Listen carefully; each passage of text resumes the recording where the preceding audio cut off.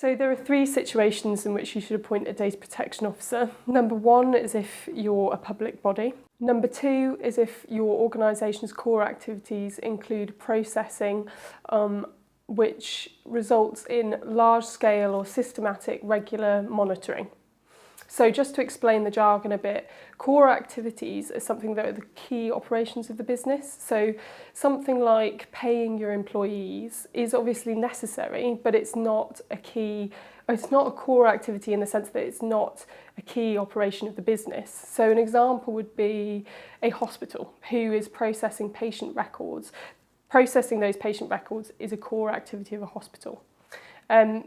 Large scale, there isn't really any guidance on what large scale means, but it does tell you the kinds of things you need to consider. So the amount of data that's being processed, the amount of data subjects, the range of data being processed, the duration and permanence of the processing, the geographical scope of the processing. These are all things to consider when you're thinking about whether something's large scale or not. There are certain types of data which are considered to be large scale, so hospital patient data, insurance companies or banks processing data, that's normally on a large scale.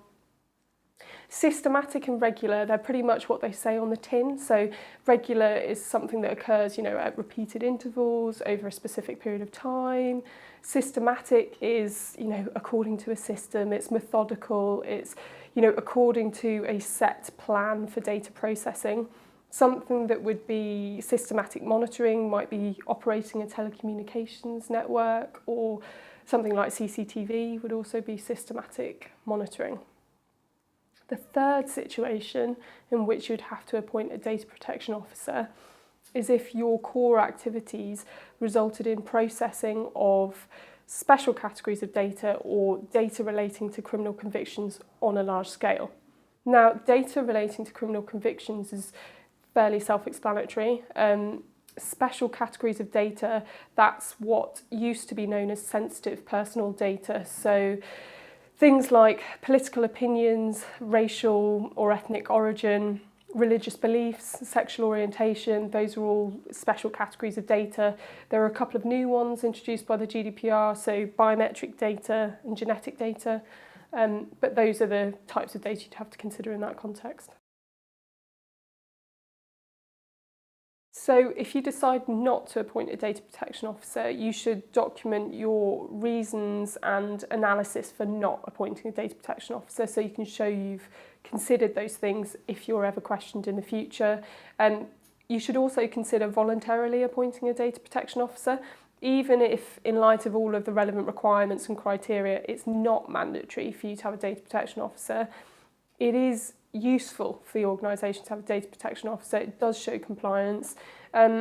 If you are really against it, you could consider a less formal role of something like a data protection manager, who wouldn't be as formal, they wouldn't have as many things to do as a data protection officer, but it would still help with compliance in the organisation.